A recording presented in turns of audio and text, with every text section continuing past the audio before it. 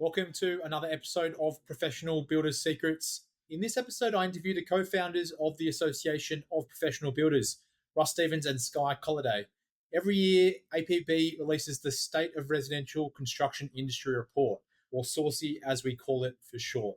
The 2025 SORCI report reveals the biggest trends shaping the residential construction industry right now, including the adoption of AI, shifts in marketing strategies, and critical financial practices that the best builders are using.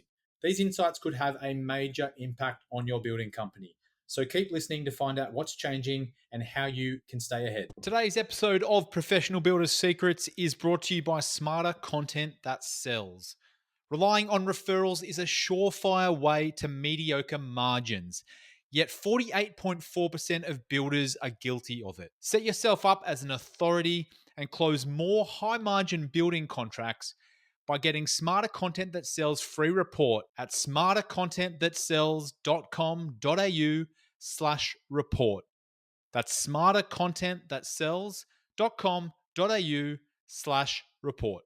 We're not just surveying everyone in the APB network and who are just members. This is casting quite a wide net to, as long as you're the owner of a residential building company doing new homes or remodeling, the answers are included and we are deleting responses and not including them in the finished data if they don't fit that profile, just so it's as niche as possible. So to do all of that and to still have more respondents and have more of those respondents this year compared to last year actually have a structured, documented approach in their sales process, that's really, really encouraging, especially when you look at any builder who has a documented sales process that contributes to the profitability of that building company.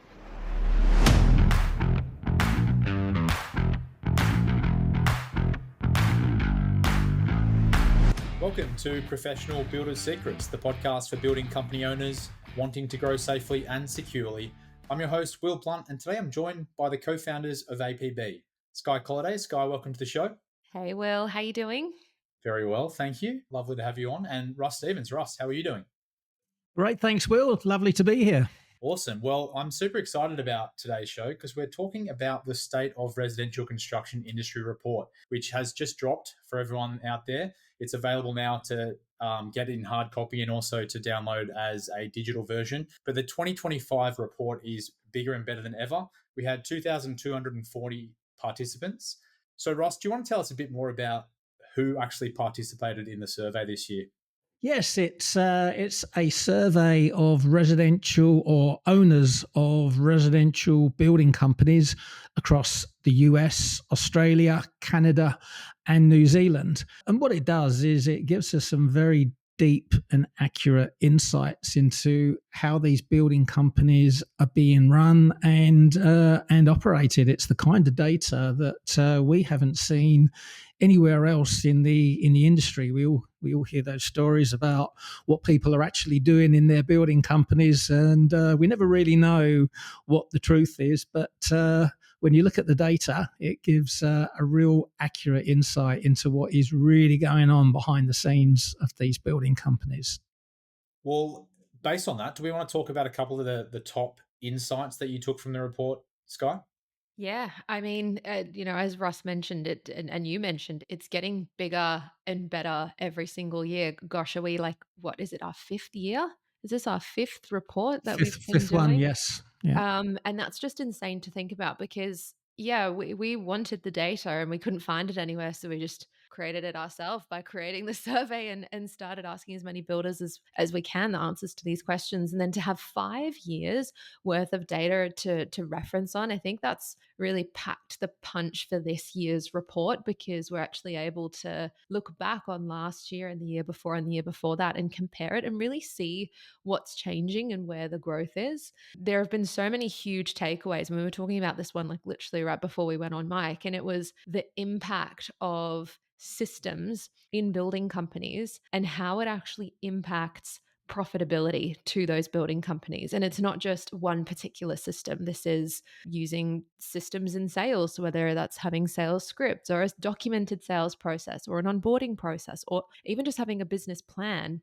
We've actually been able to tie that back again and again and again back to all the other answers that those builders have to give on their profitability, all their other financials, how much they even pay themselves. For me personally was like the biggest takeaway that I took out of this year, how much we were able to cross-reference the answers in one particular section and go, okay, so the builders that do this, what are their financials like and does it make them better? And I think if you take anything away, the more systems you have in your building company, not just in one particular area, but sales, marketing, onboarding, like within your building company, they directly translate to net profit and improving your bottom line. So that for me was the number one takeaway. Russ? Yeah, I mean, it's like you say, it's this report has grown and grown, but not in one dimension either, because obviously with our partners coming on board, companies like Build Exact and Build a Trend and House and getting this survey out to their databases as well, has allowed us to collect a lot more data, which obviously, the more data you can collect, the more accurate it is. So it's been good to see the survey growing in that respect. And we have added a few questions over the years as well, which has made it a little more in depth. But I think what's really exciting now is what you just mentioned, Sky, and that's because it's in its fifth year. We are now able to analyze trends, and the data is moving in a positive way for the industry, which is exciting.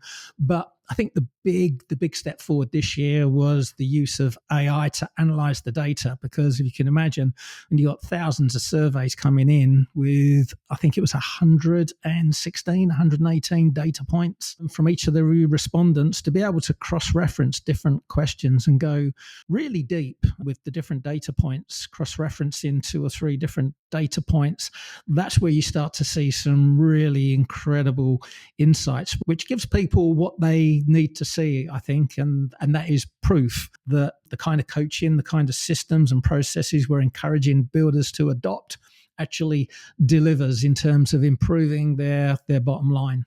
While you've got the mic, Ross, do you want to tell the listeners a little bit more about the survey respondents and who's actually participating?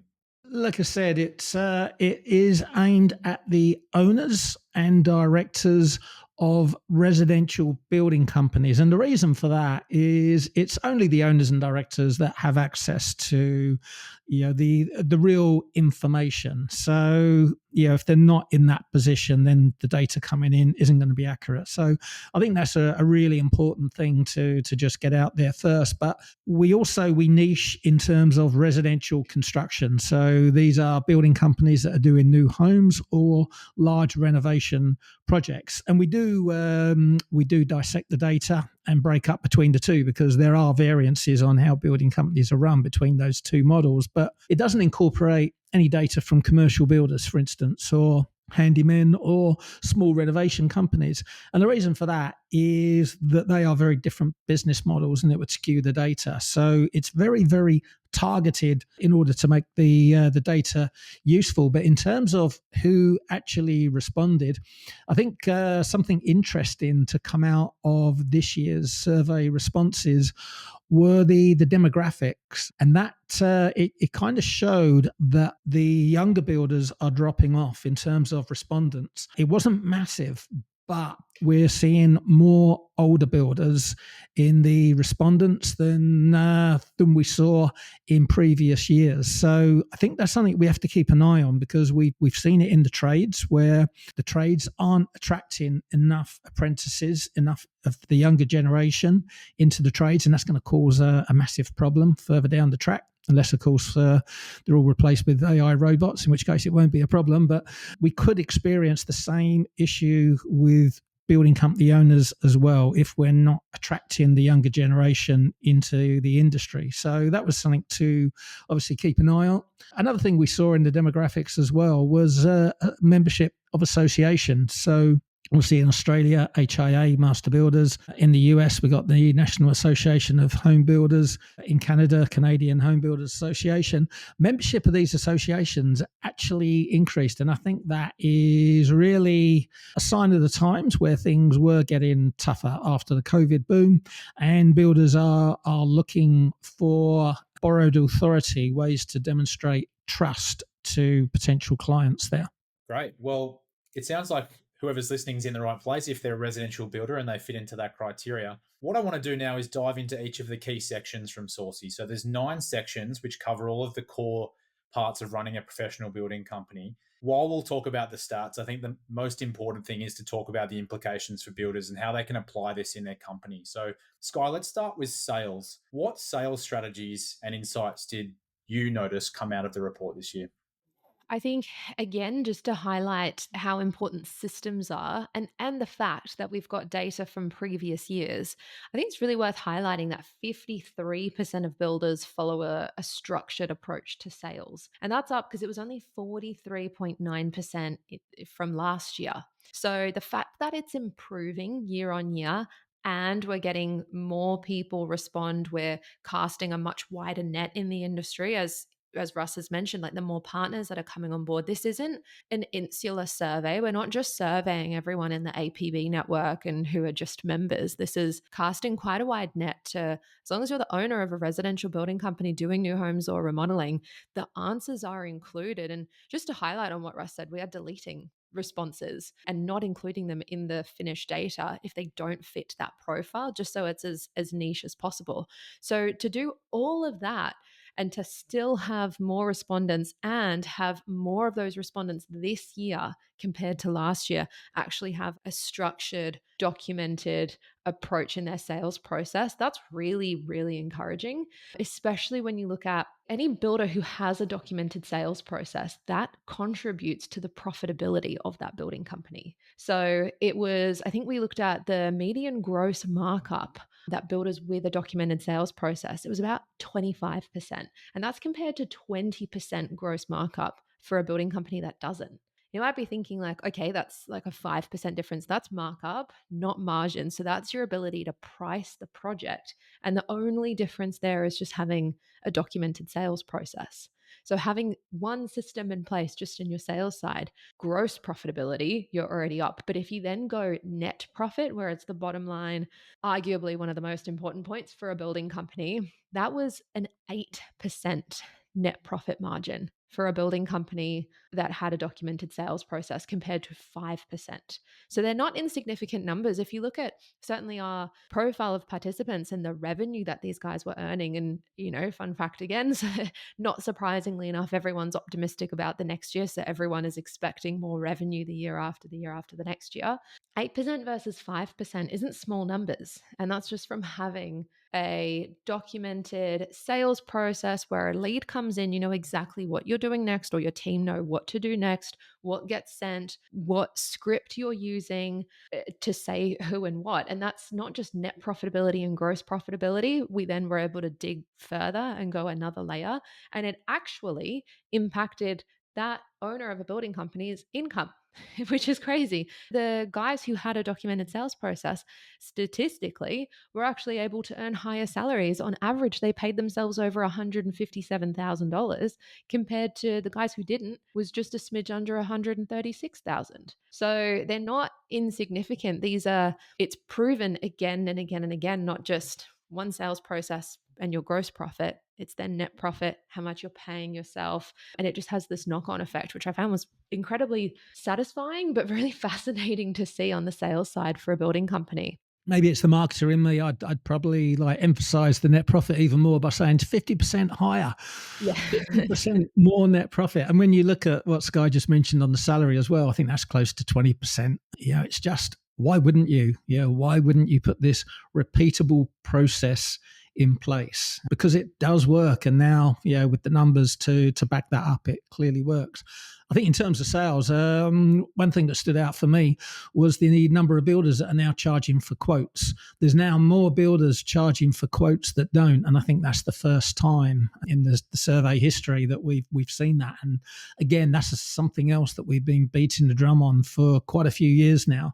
You've got to be charging for quotes. You've got to have a systemized, repeatable sales process, and it's just great to see the numbers trending in the right direction over time. Sales training was another one as well, I think, where we saw in sales, but it's going in the right direction. And the builders that do invest in sales training, again, they've got higher gross markups, 27.5% versus 22%. So all this stuff works. And now, you got the data to actually see that as well. I mean, it's like causation, correlation. But while we're on that topic, you mentioned the amount of builders charging for quotes. The amount of builders actually using sales scripts actually increased as well. So is it the confidence in having a documented sales process that you're following, but then even something scripted so that everyone, not just you, but everyone in the team then knows where to go to next, and that is charging for a quote?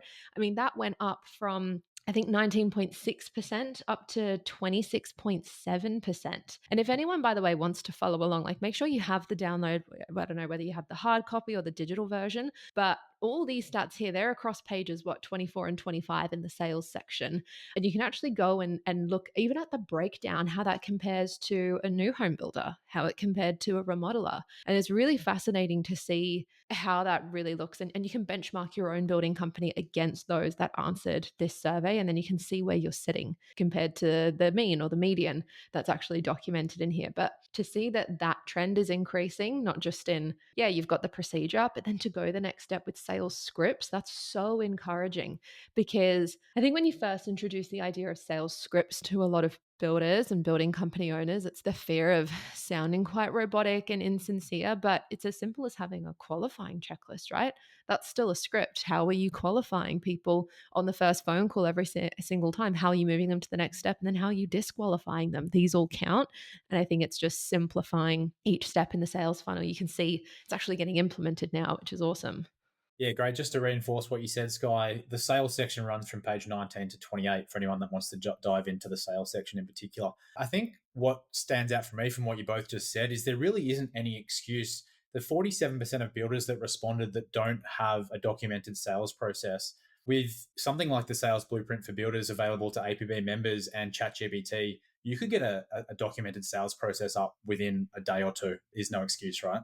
And it doesn't Especially have to when you be know that, perfect either, does it? yeah. You just got to start. Start with something. If it doesn't quite work, you refine it. But yeah, make a start. That's the thing. Like, what have you got to lose? It's actually proven that you end up making more money. So, yeah, why wouldn't you? Yeah, we didn't. Yeah, we didn't analyze like if the sales script was any good or not, did we? Or the sales process was any good. Just having it is an improvement. But I think that shows so much in itself, doesn't it? Someone who's willing to go out, systemize, and document something. It's Mhm. that act of never ending improvement. So you're right. It doesn't have to be perfect. Just begin, get Just something in start. place, because having something, suddenly you're going to follow it, you're going to tweak it. And yeah, the results speak for themselves. Great point. Well, let's dive into marketing then, which does start on page 30 in the report for anyone that's following along at home. This is my most enjoyable section, being in marketing myself. But Russ, do you want to dive into some of the key insights you took out of what builders are doing in the marketing and advertising space?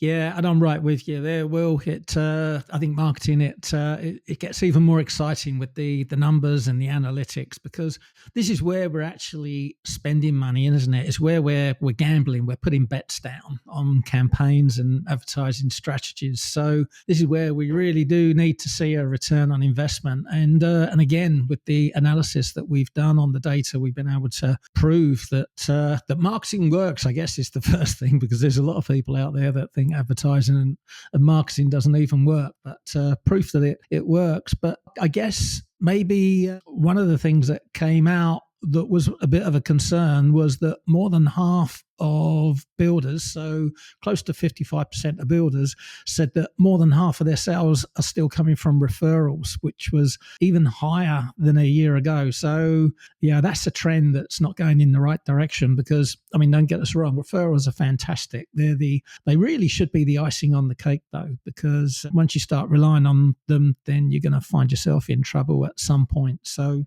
yeah, you don't want to be reliant more than half of your sales coming from referrals.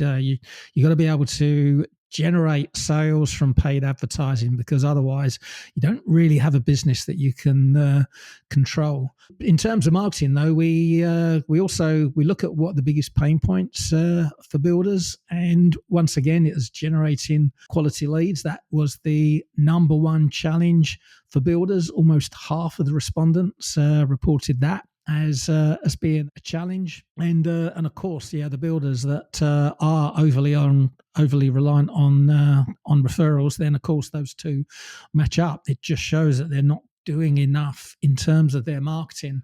We've seen what builders aren't doing in their marketing. Again, that's been highlighted to us. They're not producing articles. And the mere fact of just producing like a couple of articles a year, that will transform your building company. That will transform your margins. We've seen it in the data. The builders that do create just a couple of articles, I mean, ideally you're going to be producing one a month, but even if you started small, it will have a significant impact, and that's because it educates your audience. Another thing builders aren't doing, they're not using a CRM system or even using the CRM system that they've got. Not enough builders are emailing their databases. And again, a massive missed opportunities. You do those two things, you're going to transform your lead generation. And it's ironic, isn't it? Because, we the biggest problem is generating quality leads. The way you generate quality leads is by educating them and following up. So write articles and send emails, and you're halfway there. And social media, again, that remains a missed opportunity. Something like 37% of builders are not using social media to promote their business. And whatever your thoughts are on social media, Facebook and Instagram, the fact is it works. And the larger building companies are utilizing social media, and the smaller building companies are simply, it's a missed opportunity for them. So they were kind of the main things that stood out for me in marketing. What jumped out to you, Sky?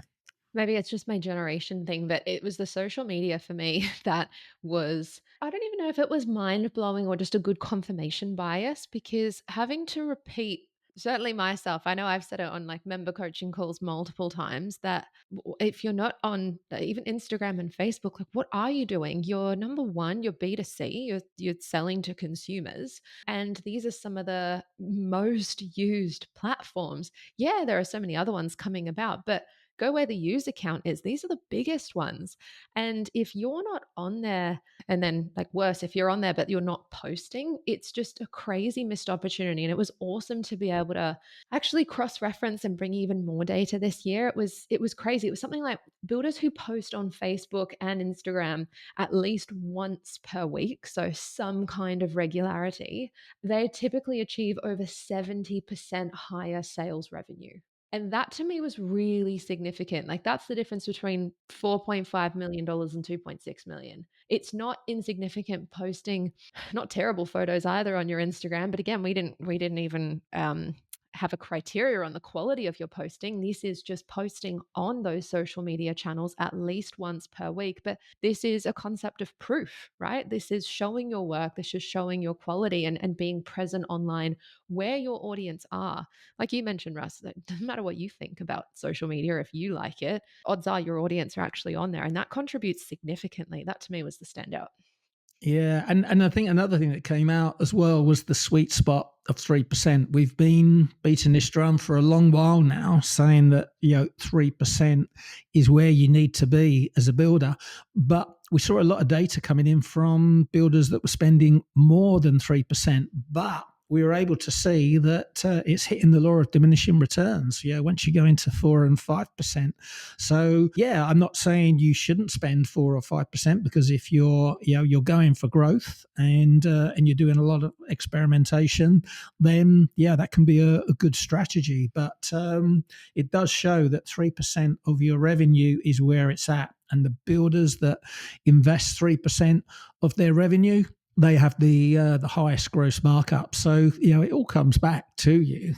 It's an investment that comes back, and that money that comes back flows down to your bottom line as well. So these building companies are more profitable, the ones that invest 3%. I think that's a good point. Like none of this is doing it for the sake of it. We're actually able to point out that it does deliver a bottom line value, a return on the investment through sales and then revenue, and then what your gross markup is, and then what your net profit is. We're not asking, none of these questions are leading you down a garden path in the complete wrong direction. It's really trying to understand what will actually help your building company, not hinder it. Yeah, and I'd say on that as well, always remember what Wayne Gretzky said, and that is you skate to where the puck is going. So if you are in a growth mode, that 3% figure will come from your budget for the year ahead, not for what you just did. Really good point. Yeah. That's on page 48, those stats, if anyone wants to check them out. One thing that stood out for me, and I'm interested to get your thoughts on this, Russ, 2.5 referrals it takes for builders to sign one contract. But when it comes to signing contracts from paid leads, it takes new home builders 30 paid leads and remodelers 20 paid leads. Do you think that plays into the psyche of investing into advertising? I think if you don't fully understand how advertising, marketing, and business all comes together, you could look at that and come to the conclusion, well, yeah, I'll just double down on referrals and go for that strategy. But you've really got to separate those things. And the only thing that matters is, can you afford to generate 30 paid leads? So, you look at how much a contract is worth, the margin you're going to get on that contract, and then you work out what it costs you to generate 30 paid leads. It is incredibly profitable for residential home builders. And it's a number that you're completely in control of. Now, I know people will argue, well, 2.5 referrals, virtually free. It's free money, but that's where we come back to. It's the icing on the cake. So, yeah, I think a lot of people do get hung up on the cost of advertising and how much these leads are costing. But just like it's why having a documented sales process is so important. When you know your numbers and you've got a repeatable process, you will know that let's say it's 100 paid leads, because that's pretty much where our advice is with builders, that's what they need to be prepared for, is to generate 100 paid leads in order to get one sale. So 30 is extraordinarily low, but even at 100, it is wildly profitable. And you can't be looking at, that lead cost me $30-$40 and I need 100 of them. So what? How much do you make on the actual contract? Now you're in a position to scale up. Really build a business. We've worked with some extremely high-end building companies, actually, that even after teaching we call it the 100-to-1 ratio, so 100 paid leads to one highly profitable building contract. And I remember this one member just saying, look, for us, it's closer 200, 250, but they were in the upper end of the market, like literally the aspirational sale. So think of like the Ferrari, Aston Martin dealerships that you get a lot of walk-ins, you'd have a lot of time wasters, people just window shopping, right? But again, like to him, it just didn't bother him. It was just the cost of doing business, and that drove his margins up. So, he was fine collecting those extra leads. Like, that's fine. Like, get the supporters, they can stay in touch. Like, they will go digging for the ones, it's the quieter ones, the ones not making quite as much noise on that, then joined the database, and he could get them into a contract. But these were significant homes as well. And it's that the only reason he was confident with that is because he knew every other number inside out. And I think that's what gives you the confidence and peace of mind to go $100 a lead, whatever. It's, you know what you're investing in. Yeah, I think part of the problem comes if you say you needed 200 leads for a luxury home deal contract, and then you're relying on referrals and no referrals come in, you can't get 200 leads overnight. I mean, that's when Exactly. the cost per lead goes up significantly. So, I mean, And if the, you and the other start side, advertising when you need leads, it's too late. That is not the strategy. This isn't always on. Yeah, this is why you should be doing your content marketing. Your CRM system is in place. You're posting on social media. You have your thought leadership pumping as well, and then you are paying to amplify that content via advertising. And the other side to that as well is, if someone's looking at it saying, well, I can't afford to invest that much to generate that many leads and only get one sale from 30, well, that is a sure sign that your margins are too low. And the reason your margins are too low is because you're competing on price. You're desperate to close everyone that comes across your doorstep. In which case, it's a sign that you're not generating enough demand, i.e., you're not advertising enough. So it becomes this vicious cycle, self-fulfilling prophecy, really. well, I could talk about the marketing section all day, but we need to move on. Page 54, let's jump to that, which is the beginnings of the projects section. Now, Sky, do you want to dive into some of the challenges that you noticed builders were facing when it comes to projects? Yeah, well, I really like to don't need to sugarcoat it. Inflation is real. We all know it, but it was really clear to actually see that the projects or contract values over the $1 million mark actually increased. And that's reflecting the landscape that is inflation at the moment. So at least those contracts are getting increased and those contract values are going up. Interestingly enough, there was a particular range of I don't know, project size, you can call them, those $100,000 jobs up to $300,000 jobs, that dropped. That was about a quarter of respondents were doing those projects in last year's report, but that dropped to about 21.7% this year. So a lot of those smaller entry level projects, I don't know if you could say are disappearing, or maybe it is just inflation. They're going into the next bracket, they're just sort of aging out, they're going into the next one. I don't think it was a surprise, but it was a little bit of consistency. The top challenge for building companies at the moment are again subcontractor delays, but the situation is improving when you look at the numbers. So about 2023 it was 31.1% of builders said subcontractor delays were their biggest problem, but that's gone to 18.5% in 2024. So I think that's pretty encouraging. That's good, isn't it? The post COVID boom. Yeah, it was tough for a little while, but it does show that things are settling down. That labor pool, yeah, and it's kind of nice. Certainly, if you're in that position to, with anything to do with projects or obviously any other part in SORCI, to actually go and reference, because it's like you get that confirmation of you're either not alone, or it's kind of a confidence boost that, oh, it actually is improving. And I think that in itself can actually improve your mindset, and you go, okay, it's not that bad. Like it is improving, and you actually change your mindset when you go out and solve the problem anyway. So it's reassuring in like either which way you sit. But we talk a lot about post project completion audits, and essentially these audits are when you finish a project. Once you finish a project, you review everything to do with the budget, the schedule, what was on track, what was off track, what could we have done better. You do an entire audit after this project is completed. We were able to see that builders who conduct these audits achieve a median net profit of 7%. Again, just being able to cross-reference this data, like they're long meetings, they're intense, they take a lot of effort. It requires having a system and process in place to do them after every project. But if your median net profit when you do them is 7%, it's a little bit more encouraging to go out of your way and do them. And that's 40% higher than the 5% that's reported from the builders who don't do those audits. This whole idea of having a documented procedure doesn't just help you in sales. It doesn't just help you in like the onboarding of team members or like business planning. This helps you in your projects. And the bottom line is it helps you in your net profit. And we should probably highlight that although the report doesn't actually say this, but it's probably not just doing the audit that makes that difference and that improvement. You gotta take action. You gotta like act on what the audit is telling you. So it's got to highlight a gap in your scheduling, forecasting. Because as a builder, you should be setting a baseline on your schedule as you start that job, and then measuring your performance against the baseline. And part of this audit is to look at where the gap got stretched and can it be improved? Is that a problem that can be solved? Or do we need to factor in more time for that particular part of the build going forward, so that when we do that, our fixed expenses are going to be forecast more accurately, and that's obviously going to improve our net profit. Equally, part of that audit, we're looking at the estimated costs. We're looking at the actual costs, and we're making sure that information is being fed back to the estimator to make our future estimates even more accurate. And just all round, it's good having all the stakeholders together just to get on the same page and see what can we learn. But what can we take action on?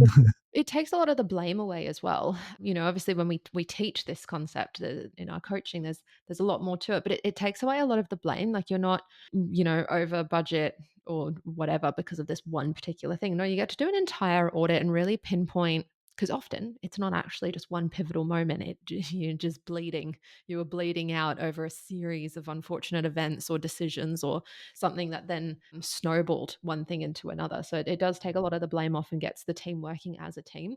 But here's something really interesting. Probably the most important figure about that whole section. Any of the builders who answered the fact that they actually didn't know what a post-project completion audit is, like they don't know what they are, don't audit their projects once they're finished, their median net profit margin is 0%.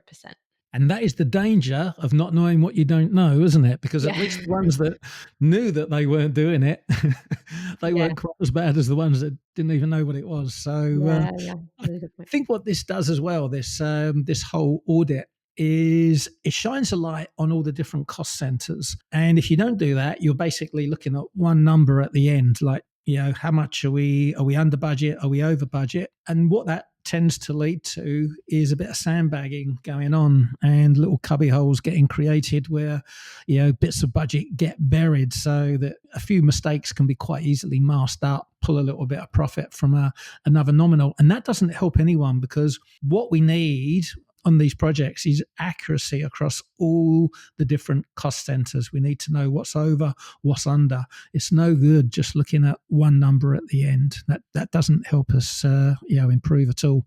Cool. Well, I'll stick with you, Ross, to move on to the next section, which is about technology. On page 65 in the report, if people want to jump to that page now, I found this section fascinating. It's probably the one area where we've noticed change year on year in terms of how much builders are investing into software in particular.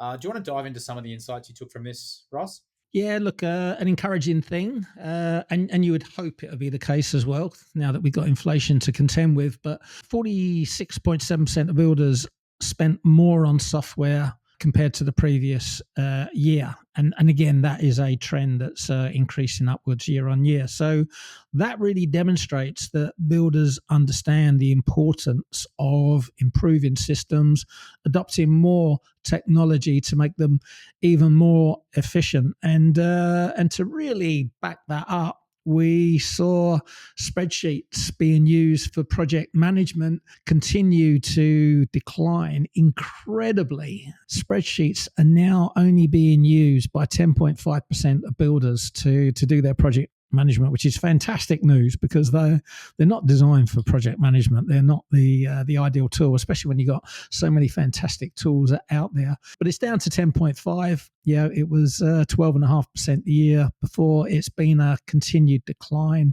over the years, and that was reflected in estimating as well. A lot of builders, maybe there's a subset of builders who will never move from spreadsheets, but that figure has now dropped to 21.9%. And again, just a year before it was 25.8%. So, that is a significant drop. And if you go back even further to 2022 data, just 2 years ago, it was 36.4%. So it's quite dramatic the way spreadsheets are being phased out by builders, and for good reason as well. We've all heard the stats about how many the percentage of spreadsheets that contain errors. I mean, depending on which report you use. So why would you use it for an estimate where one mistake can cost you your entire profit? But I guess the big news really when it comes to technology, and in particular adopting technology, the thing that you can't look past these days is AI. And we were amazed to see 37.8% of builders now integrating AI into their businesses. I mean, it was a high number, but really, I guess maybe we weren't too shocked, because we've been seeing our members talking about how they've adopted AI in the Facebook members group, for the past 2 years now. What is interesting is the way Australian builders seem to be leading the way in terms of adoption.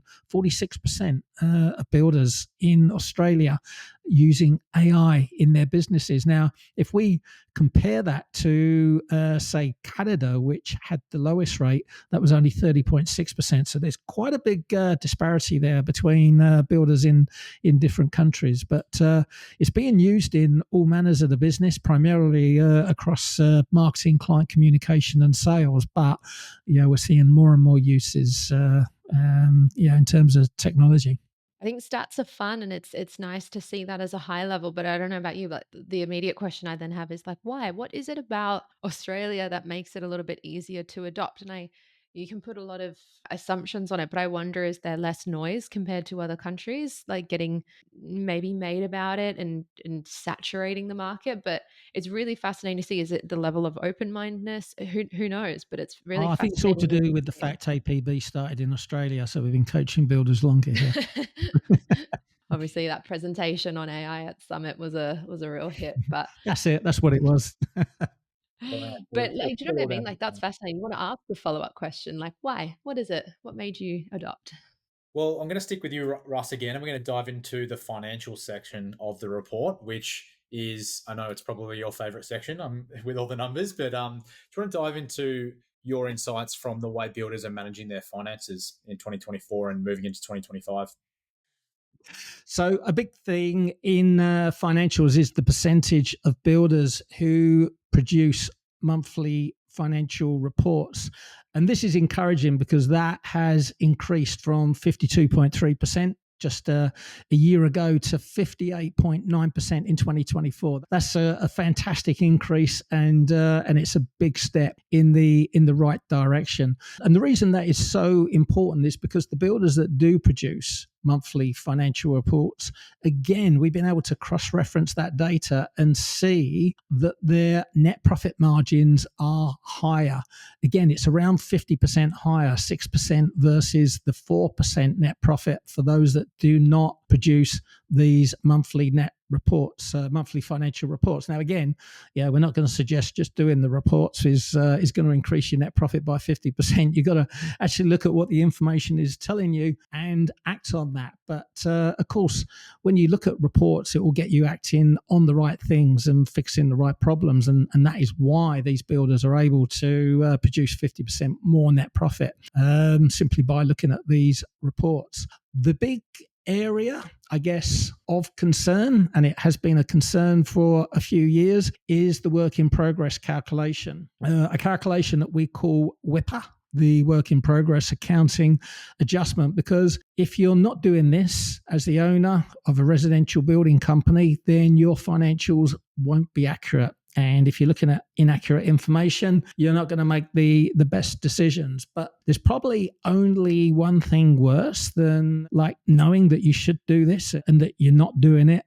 And that is doing the calculation wrong and actually producing inaccurate information and acting on that. That's a real big concern, because 50% of builders stated in the survey they do the calculation, or they understand how to do the calculation. But when we then tested them with a further question to really demonstrate if they understood this calculation correctly, that figure dropped to just 11.4%. Now, that is concerning because that shows that 40% of builders are calculating this figure incorrectly and acting on incorrect information, which, as we've seen over the years, that could lead to massive problems, especially for builders that are doing new construction where cash flow is positive, because that means large amounts in the building company are potentially being spent or invested in other areas when that money is needed to pay creditors as and when they become due and payable. There's a lot of like eternal optimism, I think, especially with a builder's financials, especially like in WIPA, like you said, if over 50% of builders say they understand it, and then it's such a small percentage that actually do. It's this, I would like to think I know and understand, but there's that gap, right, between what do you know, but then what do you not know that you think you know? I think that's so much more dangerous, because you think you know it, you have almost the confidence, and that's like an even riskier position. Speaking of confidence, though, especially doing this over the last couple of years, comparing data each time, what was really interesting financial wise was it was in 2023. One of our questions was around net profit and really like what they're expecting to achieve in 2024. And in 2023, it was just under half of builders, 49.8% of builders said they anticipate getting net profit margins over like 10% or more in the following year, in 2024. We were actually able to get that data and say, okay, how many achieved it? Like what did they achieve? And it was only 33.5% of builders were actually able to go for a net profit margin over 10%, which is really fascinating. But to not end there, the majority of builders in this report and in this survey, it was about 71% of builders, 71.4% of builders are targeting net margins over 10% in 2025. So this optimism just carries over year on year on year. And I think that's just really fascinating that it's gone from about half to almost to what, 71% of builders. It's yeah, that confidence of going year on year, like it's 10% or more. And I'm not sure if that's through maybe a lot of changes, maybe they're like whatever they're implementing, or if it is the confidence in the industry of their numbers that they know, or what they've implemented systems wise, or education, or if it is just this eternal optimism that we do see in this industry, which is why these companies just go for decades and decades and decades, no matter how tough it has been. I think that was a really fascinating point. I think that shows a confidence in themselves because, Mm. a lot of builders or business owners might talk about, we're going to hit this revenue number, we're going to increase to this revenue. But to actually look at the net profit percentage, to have so many builders like targeting this benchmark as a minimum is fantastic to see. And I think it clearly demonstrates like a tenacity, a knowing that they know how to get. This is no longer pie in the sky. I mean, you remember as well as I do, Sky, the builders that laughed when we talked about 10% net profit, and now we've got 71.4% of builders targeting that. It's awesome. Yeah, it's a lot more of acceptance, Mm. potentially as well, that is the standard and minimum, and that's why it's sort of maybe socially acceptable to go, yeah, I have targeted achieving that, if not more, in the following year. I think it's the awareness maybe that's been brought to that being the bare minimum that should be getting hit for this industry. Great. Well, for anyone that wants to look into the salaries and all the financial metrics in the report, that kickstart on page 78. But my question is, Sky, if 71% of builders are looking to get a 10% net profit in 2025, how are they getting there? And that leads us to the next section, which is around planning. So do you want to dive into the planning section a little bit more and what you took from that? I mean, totally. It's spoiler alert. It's the same thing I've mentioned through the whole time. It's having the system in place, and especially in planning, this really highlighted it. The builders or building companies, I should say, that had business plans in place, like a strategic business plan, reported a median net profit of 7% compared to 5% for those that didn't. And again, it's having that roadmap in front of you of knowing where you're going to go. What KPIs or benchmarks are you actually targeting and looking at hitting? And do you have a plan to get there? That was, I think, the biggest takeaway. Not only that I got, that I think everyone needs to get out of that section, because it's just having some kind of clear direction. I think one other number just to highlight, which was really fascinating, and not in a great way, it was that builders are only devoting about 13% of their time to working on the business. So things like strategy, planning, building systems, improving their operations. That is crazy, that number. 13% of building companies devoting their time to working on the business. And I think it's really important to highlight that, because that's a huge opportunity. There's huge potential for this industry as a whole. Number one, if we do increase that, think how much farther this industry could be. But I think for the industry leaders, especially if you see yourself as a leader in the industry, if you're already either achieving some of these great numbers or are looking to achieve that, there's your opportunity. It's about not doing so much of the work in the company. It's about really building the business side of it. I think we need to look at that number and work to improve that, so we can really just grab a hold of that opportunity. Yeah, I think we've seen over the last few years the builders that have a business plan, they make more net profit, they have higher salaries, and they work less hours as well. It's those three important components of having your own company.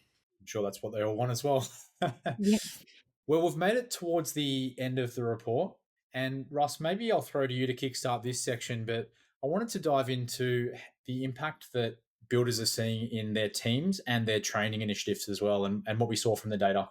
Yeah, well, one interesting thing, and it really shouldn't be a surprise because it kind of makes sense, but new home builders, they've got higher productivity than remodeling companies. And that's when we look at the revenue per employee figures. So per employee, new home builders are generating $750,000 versus the remodeling companies, almost about half of that, $385,000. And really, it all makes sense because new homes, new construction can be systemized a lot easier. There's a lot less high-level decision-making that needs to take place on site. That means, to scale a remodeling company, you've got to have some highly skilled people in your team that can make those calls. So not really too much of a surprise there. Maybe the gap was a surprise, But if you are in residential construction, you're looking to scale up, maybe you've got some big numbers that you want to grow your building company to, then that's the kind of data you want to be looking at, because maybe it's time to rethink your business model and think maybe it could be the time to make the switch into new construction if you want to be, keeping that growth going into the tens of millions. In terms of the actual team and training, though, less than 30% small building companies, so by that we're saying $3 million or less in revenue, 30% of them are adopting a formal onboarding process. So they got onboarding systems to bring people in, and that's quite a shock, because it is such an important part of the process when you bring in new staff. To have less than a third of those companies actually doing that is the kind of thing that's going to come back and bite you, not just in terms of the productivity of those people and how quickly they get up to speed, but also the longevity as well. You start off with a good onboarding, these people are going to last. And when we've seen that staffing is an issue, then these are the kind of things you want to be paying attention to. Just under 40% of building companies are planning to increase their investment in training, which is positive, but really we'd like to see that number a lot higher, because it is such a big gap at the moment in the industry. On a kind of a side note on this training, the self-improvement business books, we know how powerful reading is and how much you can learn from reading, but actually analyzing the books that builders read and correlating that with net profit was quite surprising, because we found that the builders that read just one business book per year. So if you're only going to read one book in the next 12 months, make sure you get Professional Builders Secrets, because that could be the key for you. But just reading one book will give you an improvement in net profit margin, because the builders that read at least one book, they reported a net profit margin of 6.5% compared to the builders that didn't read any books of just 1%. So it really does show again that the kind of knowledge that you're going to get from reading books, the ideas, the opportunities, etc. Of course, it all ties into action. You can't just read. You've got to take action. But again, there's another insight into what can really make a change in your business. How about you, Sky? What did you see in there? I mean, the reading one is phenomenal. Just to repeat that, right? Like that stat is like the gap, I should say, is huge. Just one book a year. You're not even saying one a month. Like that's so achievable, even if you're the slowest reader on earth. And this isn't even distinguishing between listening and reading. So imagine like how many you get through actually driving around and listening to the book. I think that's insane. 6.5% compared to 1% in net margin is crazy. But we've plugged our book. May as well plug some coaching at this point as well, because a really fascinating gap or step as well was the builders that actually engage a coach or a mentor increased. So it was like 35.4% in 2023, and it's jumped up to 41% in 2024. And that itself is really encouraging. Number one, because it's showing really that this industry is open-minded and they're looking for solutions, and they're looking outside their four walls of the office. It's actually like looking for third-party specialist knowledge and even just help, accountability, network, and support. As much as that number increased, I think the more important number that increased is the builders who worked with coaches or mentors, or whatever you want to call them, report better outcomes across multiple metrics, not just gross markup, but revenue, net profit as well. I think their gross markup on average was about 25% compared to 21% to those who didn't have a mentor. And I think even if you just boil it down to one thing, it's probably accountability. You're not going to go back to your coach on Monday and explain that, yes, you dropped your price on Saturday because you just wanted the contract signed. So I think that was a really huge one for me, getting taken away from that section, because certainly in an industry like this, it's been around for so long, it's having that open-mindedness enough to know that, there are more answers out there, and people are going looking for them and actually paying and engaging professionals to help them improve not only their lives, but their building companies as well.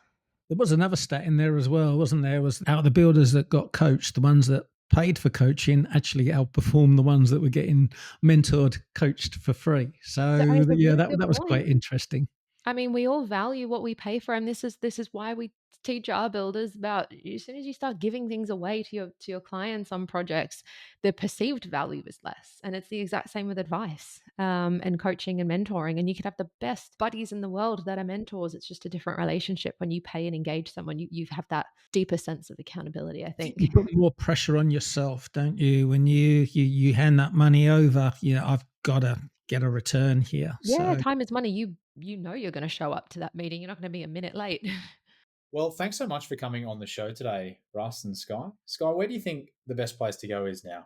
Oh, guys, if after this entire long episode, I don't even know how long it's been now, what, over an hour, but if you're at this point and you haven't downloaded or gotten your hard copy yet, I mean, just grab it. We've referenced a bucket load of stats and they can all just be meaningless. Actually go look at for yourself in the report and see where you fit, compare. So we'll put links galore in the show notes, I'm sure, where you can get a digital version and even order your hard copy, because having that in the office is so valuable. Yeah, perfect. We'll include that in the notes. And I think one thing you said at the start of the episode, Sky, really resonated was even if it's just to see whether or not you're doing the right things compared to other builders that are performing well, it could be a lot of value in there. Totally. Great. Well, thanks so much for coming on the podcast today. Thanks, Will. It was awesome. thanks so much, Will. Really enjoyed it. Also, a big thank you to our listeners wherever you are in the world. If you like the show today, please subscribe to Professional Builders Secrets on your platform of choice. And if you're feeling generous, leave us a review. But until next time, have a great day.